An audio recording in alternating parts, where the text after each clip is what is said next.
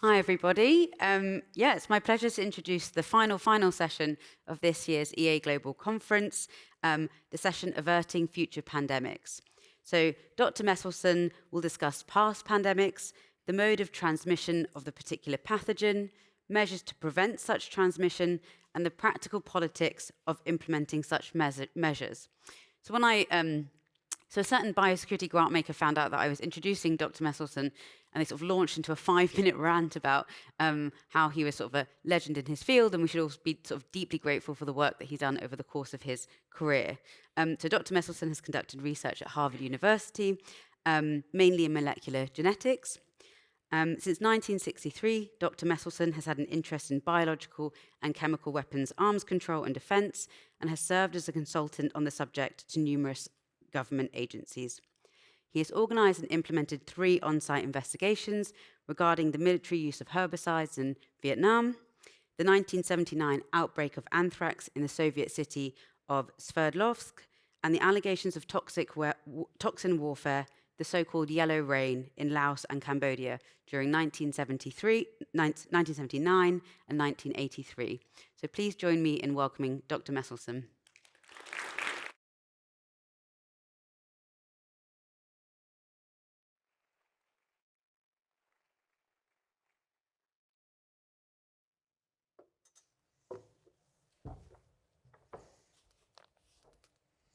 Well, I was a little puzzled about who you are. So I looked it up in my cell phone. And you can do the same. You could go to the word altruism. And here's what comes up. This is from the Oxford Dictionary. It says, the belief in or practice of disinterested and selfless concern for the well-being of others. And then it says, and now I know why I'm here, some may choose to work with vulnerable elderly people out of altruism. That's what it says. So now I understand everything. However, I would like to be able to tell my daughter that I was really here, and so I'm going to take a picture of you. Very good. Okay. Now we have to talk about nasty subject. So I'm going to start by recounting a few famous pandemics. There was the plague of Athens. It was very important because it ended the ascendancy of classical Greece. We don't know what kind of philosophers, plays, dances would have come out of classical Greece if there hadn't been a plague of Athens in the year 430 BC. Killed about 1/3 of the people in Athens. Pericles died of it. Thucydides got it, but recovered and described with great accuracy the symptoms in himself. We don't know for sure what caused it, but you can scrape the surface of teeth of people who were buried at the time and thought to have died of the plague. And the DNA that you get from those scrapings suggests that it was typhoid. And maybe it was something else. Typhoid is spread by drinking water that has Salmonella typhi in it. We don't have to worry about that now because our water supplies, not everywhere, but in most parts of the world, are treated so as to not be able to maintain viable Salmonella, treated with chlorine dioxide or ozone. Then there was the Black Death. That was between about 1350 and 1355. It killed half the population of Paris. And we know for sure what caused that. It's a bacterium called Yersinia pestis, named after a man named Alexander Yersin from the Institut Pasteur. and it's spread between people by fleas. Fleas that are infected with this bacteria. But the fleas come from rodents. We don't have the plague anymore, at least not in terms of any kind of pandemic, because we control rodents and insects. Plague still exists sporadically in prairie dogs in Arizona, but it doesn't spread because, as I say, in cities, although recently in Boston not too well, we're known as a city, Boston is a city which has a sizable rat population. Then in 1919, as you all will know, there was the great influenza epidemic called the Spanish flu, but there's no reason to think it came from Spain. We don't know for sure how many people it killed. There are various estimates. Maybe between 40 and 100 million people died. But today, that's limited by annual vaccination against flu, annual because the virus keeps mutating, and by hygiene. Hygiene, not so much here, but if you go to Tokyo during times of flu, you'll see a lot of people wearing masks. And those are effective if they're properly worn. But how are we going to prevent future pandemics? Well, there's something called the reproduction number, R is called. And it is the mean number, the average number of infections averaged over the whole population that would be caused by one infected individual. In other words, if I'm infected with something, how many other people on the average would be infected by me? That's called the R value. And if the R value is above 1, it spreads. And if the R value is below 1, it dies out. If it's very much below 1, it never really gets a foothold. So to avert a future epidemic, we need to get the R value of that particular pathogen below R. How do we do that? Well, as I say, R is the probability that one infected person will infect somebody else. So we need to ask, how would an infected person do that? Well, that infected person might transmit it by contact, for example, AIDS. It might be that the infected person would transmit it by breathing. When we breathe out an aerosol. That's because our respiratory passage, and especially the multitude of little tubes that connect from up here down to the alveoli where the gas exchange happens, called bronchioles, are coated with mucus. And there are little cilia which keep moving the mucus up, and that keeps you from retaining too much dust and other junk in the air. It eventually gets spat out or sneezed out or coughed out. But the velocity of the air as you exhale, just like a wind on the surface of the ocean can create a spray, the velocity of that exhaled air is great enough to tear off little pieces of that mucus. And when you exhale, they come out. And if you put an instrument to a person so you can measure the number of little particles that are produced per hour or per minute or whatever, per liter of exhaled air, per minute it's hundreds, except in some people it's thousands. Those people are called super spreaders. Why are they super spreaders? Well, we think we know, because if you spray salt water into their lungs, they're no longer super spreaders. What that does is it lowers the surface tension of the mucus, and that fits exactly with the model of what causes people to breathe out aerosols, namely, if the surface tension is high, you get lots of little droplets, and if it's low, you don't get many. That just follows from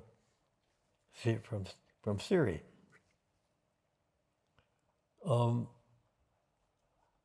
Now, initially, when this pandemic that we're seeing even now, the COVID-19 pandemic, occurred, the two principal health protection agencies that affect us, namely the CDC for the United States and the WHO for the whole world, didn't believe it was caused by inhalation.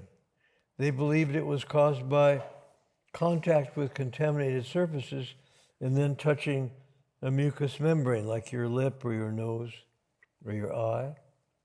And it wasn't until early this year that the overwhelming evidence that it is in fact spread by an aerosol was admitted by the WHO and the CDC.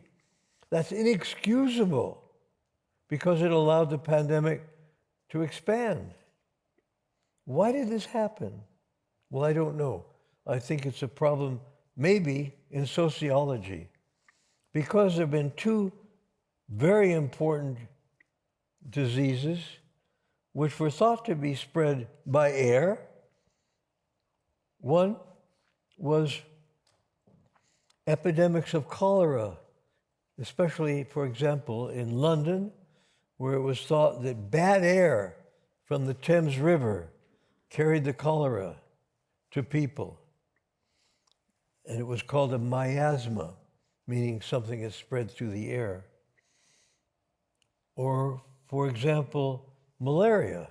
You can tell from the name. Mal-area was thought to be from bad air from the surface of swamps. And that was a standard belief in medical circles until the 1800s, and even after that. And it's completely discredited now. We know that malaria comes from mosquito bites, nothing to do with bad air from swamps. And that cholera comes from water that contains the cholera bacillus, nothing to do with breathing anything. That latter was shown by a man named John Snow in England in the 1800s. There was an epidemic of cholera in London. And he looked into it and looked to see where do the people who get the cholera live. And he noticed that they all subscribed for water through pipes. There were different companies that sold water from the same company, and then isolated the bacterium from that water. So it clearly was not bad air from the Thames River, it was bad water. And by the way, that one discovery by John Snow became very famous and caused the adoption very rapidly all over the world, in most places, of measures to clean the water. So here in Boston, we put chlorine dioxide, it's not bad, don't worry, in the water, and that keeps anything from growing in it. There's sometimes ozone is used. So that had a big influence. But why did the CDC and the WHO only this year, and only after enormous fights, I know some of them close up, in which, with the most dogged resistance, the scientists at WHO and CDC opposed the idea that COVID-19 is spread by aerosols, but now they agree that it is. That's good. Now that brings us to the question of wearing masks. Masks can be effective, no question, but they need to be worn, obviously. They need to be worn fitting properly without an opening, and they need to be the right kind of mask. There's only one kind of mask that really takes out very small particles, the kinds of particles that you exhale, and that's called a N95 mask here, or has other names in other places. Homemade cloth masks maybe have some benefit, but not much. Those blue and pink surgical masks are somewhat effective, but not highly effective. It's only the N95. They're called respirators. I don't know why. I think of a respirator as something with a hose in a box. That's different. So this epidemic of COVID is still with us, COVID-19, because it keeps mutating. It's an RNA virus. RNA is rather unstable. We have even a new one now recently. Before that, we had the famous one, the Omega, and before that, the initial one. The WHO estimates that about 15 million people worldwide have died of COVID. Whether it has long-term effects is a matter of intense scrutiny now, so-called long COVID. The evidence points to some kinds of long-term after effects, but a lot needs to be done before we understand it better. The best place I know if you want to read about what we've learned about this COVID-19 pandemic is in the Lancet, which is a medical journal, the Lancet. The issue of October 8th last year has a huge article, 64 pages long, and the title of it is The Lancet Commission on Lessons for the Future from the COVID-19 Pandemic. Lancet created a commission of about a dozen people, and they met several times and wrote this long article, which is published in the Lancet. And there's a lot of useful information, and it's high-quality information.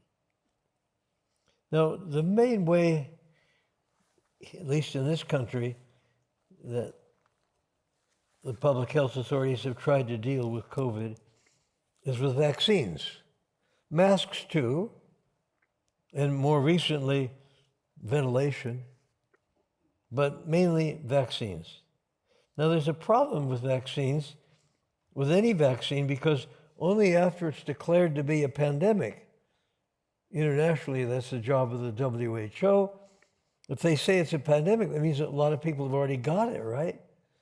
So only then do you begin starting to vaccinate everybody.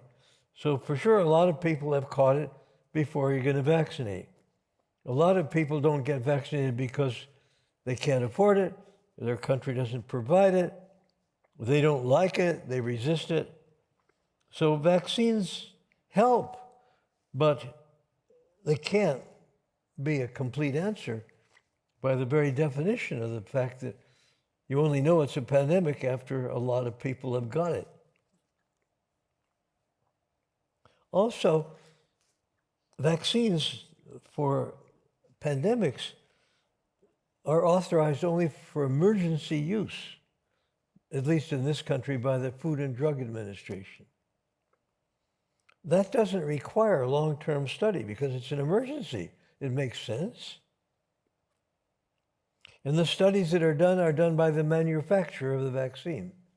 They conduct and pay for the trials, usually of about 1,000 people, chosen to be healthy to begin with. That's a problem. That's what's been done in this case. And then this data is presented to the FDA, and the FDA decides whether or not to grant emergency use. Now, what we'd like, of course, is to be able to find out if there's any long-term ill effects of a vaccine, but if it's an emergency, it's generally thought, well, it's better to use it anyway and hope that there are no very large number of adverse long-term effects. And there is no standing requirement even to conduct any long-term studies. It would be nice, but those are very expensive. And the government doesn't pay for them except under unusual circumstances. The manufacturers aren't going to conduct a 10-year study. Once they get the license to produce and sell their vaccine, that's it for them. So there are problems with vaccines. They may be the only solution up till now, or the main solution, but they're not ideal. What would be better?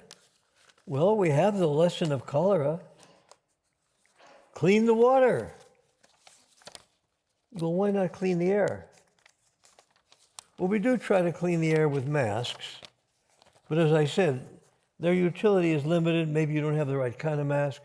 Maybe you don't wear it all the time. Maybe it's loose, doesn't fit right. A lot of reasons. What about cleaning all the air so you don't have to wear a mask? Well, that's not impossible. What about the air in pubs, in trains, airplanes, any kind of public transportation, maybe restaurants, maybe movie houses? If you could get the R value of some future potential pathogen below 1 by purifying the air that we breathe at not too big a cost, because it'll cost something to purify the air in public transportation, in pubs and restaurants. So 2 things. 1, we need to know if it would really bring the R value below 1 if we did something that we could afford, because in principle, you could clean all the air. It costs a lot of money. So we need to find out what would be required to do that, to bring the R value of some well-known pathogens, including COVID, below 1. And nobody knows what it would cost yet, because nobody has tried to figure it out. What's needed? What's needed is to convene a group of experts to do a study. Might take a year to do the right kind of study. You'd need epidemiologists, epidemiologists also who could model the effects of different measures. What if all the streetcars, buses, trains, and airplanes had only very pure air? Can we model that and ask what? Well, you'd have to make various assumptions before you can do a model, but that can be done. You get some reasonable answers. And then once you've got an answer, let's say it turns out that all you have to do is clean up the air in all the pubs, all the public transportation. By the way, the pub owner would like that because he could have a sign, pure air in here, free beer, or whatever. So we don't know what it would cost, but you would also need air conditioning guys. These are not highly sophisticated people. These are guys who wear blue jeans and have bad shoes and probably don't get much salary. You need some of those because they know how to install air purifier. I don't know how. None of you, I'll bet, knows how to install a HEPA filter and a motor to drive the air through it. But they know how to do it and they know what it costs. So you need a whole different bunch of kinds of people, and they need to study it carefully, and then they need to write a report. Nobody is doing this. If your organization get it going, that would be great. You may not be the best kind, but maybe you are, I don't know. To call for such a working committee to spend a year and estimate what it would cost.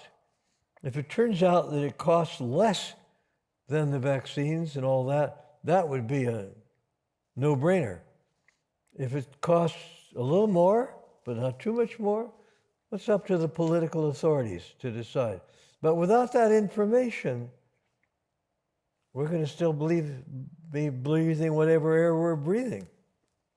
And by the way, work at the Harvard School of Public Health here down the street and elsewhere has made it perfectly clear that air pollution, mainly from burning fossil fuels and from automobile exhausts and from automobile tires, because when you go to buy a new tire, that's because your tire is wearing thin.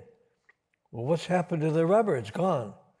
Well, it's been made into aerosols because every time you turn on the brake And to some slight extent, even when you're driving, the rubber of your tire is broken up into little pieces, and people inhale that stuff.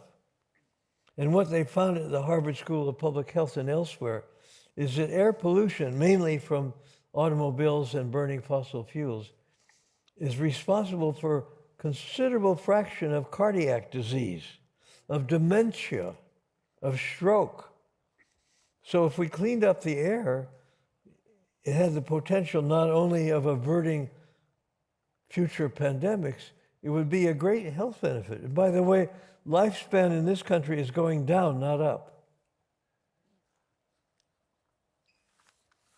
Okay. Seems I have one more page of notes. What else is there to say? Oh.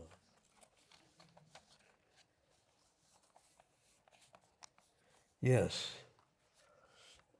Now, there's a possibility that the present pandemic came from some wild animals. We know that happened with an earlier SARS outbreak that didn't spread very much, but we know it came from animals. But maybe it came from an escape from a laboratory. So it'd probably be useful to have an international agreement that every lab that's working with anything that could, if it escaped, cause a pandemic, has to register. Well, there's already a model for something like that. The Biological Weapons Convention, to which many states, almost all states, adhere to it, has a system of voluntary, not obligatory, voluntary so-called confidence-building measures. And one of those confidence-building measures is to report to the United Nations, which then distributes the report to all the states parties of the Biological Weapons Convention, identifying every place where you work at high containment. So, for example, the United States submits every year a list of such places where high containment work is done. The last submission was sent to the United Nations on April the 30th of this year to cover the year 2022, the previous year. And it lists dozens and dozens of places that have PL level 4 or level 3 containment. And in the United States declarations, they even toss in level 3 and level 2, but that's only if they've got high-level work going on at that level. But there are hundreds of places where level 3 and level 4, those are things fairly dangerous, where work is being done in laboratories with those particular pathogens. Well, why not make this obligatory? Have a treaty which obliges those states which ratify the agreement, not just voluntary, and which requires that they notify not only where there's P3 and P4, but any place where they're trying to modify any kind of pathogen so that it can infect human cells. How will you get that done? Well, there was a time when the states parties to the Biological Weapons Convention, who meet in Geneva, tried to develop and enact a verification protocol to go along with the treaty. The Chemical Weapons Convention has a verification protocol. There are challenge inspections and routine inspections. And a couple of years ago, the Russians announced that they destroyed all of their chemical weapons, and inspectors, including inspectors from here, went and looked at the various sites in Russia, and sure enough, they destroyed them. And we've destroyed all of our stuff a little more recently. And in December, there's a great celebration in Washington of people who were connected with this to celebrate the fact that by this summer, we will have destroyed all of our declared chemical weapons. So the idea was to try and get something like that with verification for the Biological Weapons Convention. And quite a bit was done, proposals were made, but then the United States announced that we're going to pull out, and the whole thing collapsed. Why did we pull out? It was felt that our pharmaceutical industry could not accept any kind of verification visits by international inspectors. Whoever said that? Well, there was a new, at that time, new organization called PhRMA. Now, the chemical industry has for many years had a manufacturers association, the CMA, the Chemical Manufacturers Association. It's a group which is formed to protect the interests of the chemical industry. However, they endorsed the Chemical Weapons Convention. They liked the idea because the chemical industry was losing a lot of money because of worries about environmental damage caused by their pollutants. And so it could be explained to the heads of those companies that here's something you could do that would be on the side of the angels. You'd look good. I remember when I was a kid, the DuPont company used to say, better things for better living through chemistry. And then after Rachel Carson, who was the person who raised alarm about DDT and DDE, caused widespread alarm by the spread of these things, these two chemicals, which is insecticide, as you know, caused a lot of public interest in not releasing chemicals into the environment. And the chemical manufacturing companies were very frightened by this because it could affect them. Whether or not was wisely done, maybe the public would go too far, maybe even well-reasoned measures would cost a lot of money in the industry. So when I was a kid, DuPont said better things all the time on the radio. You'd hear better things through better living, better things for better living through chemistry. Well, after Rachel Carson, they dropped off the chemistry. DuPont, better things for better living, period. Because chemistry had become a bad word. And so they seem to have been delighted to endorse the Chemical Weapons Convention. They weren't making any money out of chemical weapons. Now, what about the Biological Weapons Convention? Can't we get the pharmaceutical industry to like it? Well, their trade organization, back in the time that the Committee on Disarmament was debating the draft programs for biological weapons verification, there was a young manufacturers association called PhRMA, but they had just started up trying to make a name for themselves. And they claimed that the chemical industry opposed the verification steps such as visiting production facilities. They claimed that the industry opposed that. Nobody bothered to check. Did the industry really oppose it?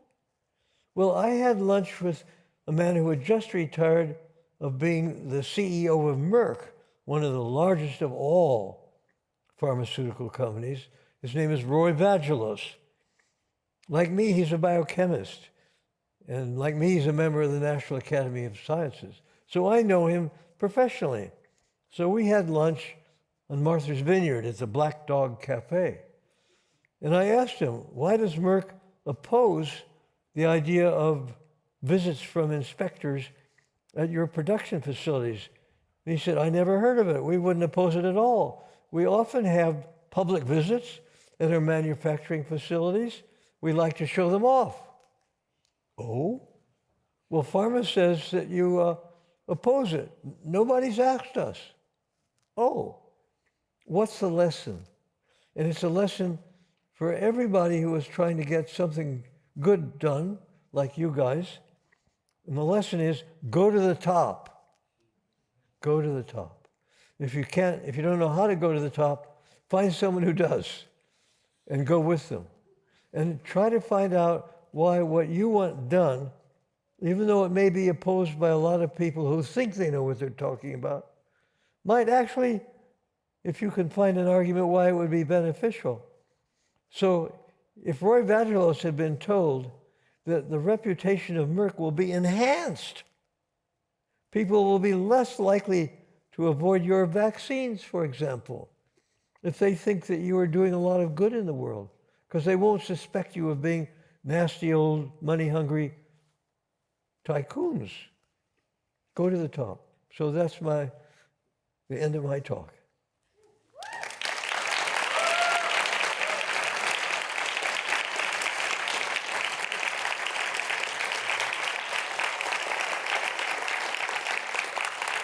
I could try to answer questions. Yes, okay. So I think I've got time for maybe 2 official questions, and then Dr. Meselson will take a sort of informal Q&A just here, so we'll just stay in the room afterwards for those who want to ask questions.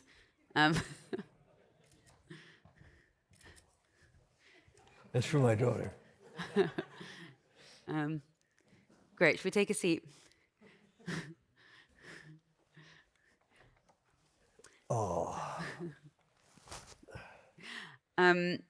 Thank you for that. One of our audience questions is, could you please tell us the story of how Kissinger and Nixon got convinced to end the US bioweapons program in the 60s? Would you say that again and louder? Yes. Could you tell us the story with Kissinger and Nixon and how they got convinced to end the US bioweapons program in the 60s? Oh, well, I was working in the government in 1963 in the United States Arms Control and Disarmament Agency, an agency that no longer exists, been created by Jack Kennedy. And my job was to look at the possibility of arms control of chemical and biological weapons. So I went to the CIA to see what other countries might be doing. The answer at that time was, we don't really know very much. And then I went to Fort Detrick, where we were developing, we had a real program, biological weapons. And I was shown around by a very nice guy named Colonel Leroy Fothergill. And we came to a 7-story building. When you got up close, you could see that what looked like windows were not really windows. They were phony windows. And I asked him, well, what do we do in there? He said, we have a 10,000 liter, or maybe gallons, I don't remember, 10,000 something, fermenter, and we make anthrax spores there. And I said, well, why do we make anthrax spores? And he said, well, potentially, biological weapons like anthrax could save us money because they're cheaper than nuclear weapons.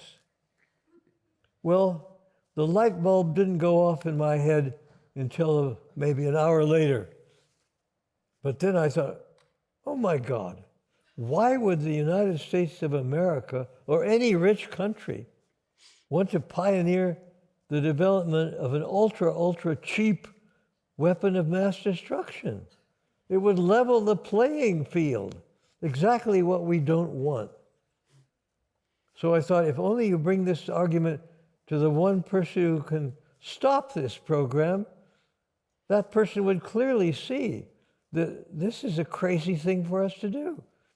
Because if we do it, we got to explain to the world why it's okay to do it, because it'd be known that it was known that we were doing it. And that's likely to put ideas in the heads of others. So who's that person? Well, it's the President of the United States. And I was lucky enough to have been a neighbor at work, not at home, of Henry Kissinger, and he had just become President Nixon's national security advisor. And so I was able to write papers for Henry that got passed on to the president. And also I gave him a copy of Michael Crichton's book. What was it called? Oh, it's sort of the basis of that movie, Jurassic Park. Anyway, it's a very scary story about a pandemic. And Kissinger gave it to the president, and it apparently impressed the president. So that's why I say go to the top. Now, for me, it was easy, because Kissinger was already a friend. But even if it hadn't been easy, if I'd had any brains, I would have said, how can I reach the president? Well, there's several ways. One is through public opinion. How do I influence that? Well, I went to see the managing editor of the Washington Post, a guy named Howard Simons. How do I influence public opinion? He said, most big newspapers these days have a science section. That's not true anymore. A lot of them can't afford it. The New York Times still does, a few others do. But most of them in those days did. He said, and he wrote out for me, Mr. Simons wrote out for me, a list of about 30 science editors at about 30 different newspapers, Baltimore Sun, San Francisco Chronicle, of course, the New York Times, and so on. He said, if you go see each of these guys and gals and talk to them, they'll write a story about this because their editors are always looking for something that people will want to read, and this is a subject people would like to read about that. So I did, mainly in person, but some only by the telephone or writing. Okay, so that's one way to influence public opinion. Not by having a march in front of the gates at Fort Detrick. That's what the Society of Friends did, and more power to them. But that didn't affect public opinion. Then the next thing, how do I affect the Congress? Because they're going to be important. Well, I went and introduced myself, not to the Congress people themselves, but to their young administrative assistants and other people who work for them, and tried to explain that this would be a subject of interest to their boss. And in a few cases, one Senator Fulbright and the chairman of the Foreign Relations Committee, and another a fellow named Max McCarthy from Syracuse, New York, in the House, became very interested in this. And they had hearings. And that got letters written from congressional committees to the president. And then the last thing is, how do you affect the people around the person who can make the decision? So remember, only one person can make that decision. That's the president. But you could influence him through public opinion, through Congress, through your own arguments if you can get them in front of him, which I was fortunate to be able to do, but that wouldn't be reproducible. And finally,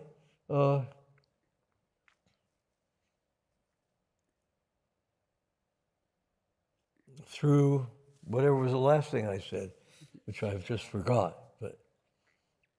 His own advisors, that's right. And so I did that this was a time right after Kennedy was killed, but he had populated the high levels of the government with lots of Harvard people, because he was a Harvard student. And so that made it possible for me to knock on doors. But many people have personal connections of their own, so I could get to see the Secretary of Defense. I could get to see the Undersecretary of State. And if you can do that, you will then have focused beams on the decision maker. Public opinion, Congress, his own advisors, and then, of course, if you can get directly. So you want to focus your efforts for whatever it is you're trying to accomplish on whoever it is who could change things. That's the only one you have to affect. You don't need to convince everyone else. That's the one or the few who you need to convince. I'm tempted. But, yeah. Okay. Good luck. Okay, wonderful. Thank you so much, Dr. Meselson. So I think we're going to take a seat there, and if anyone wants to come over and do Q&A, I think we're just going to make a circle of chairs there to chat. But thanks very much.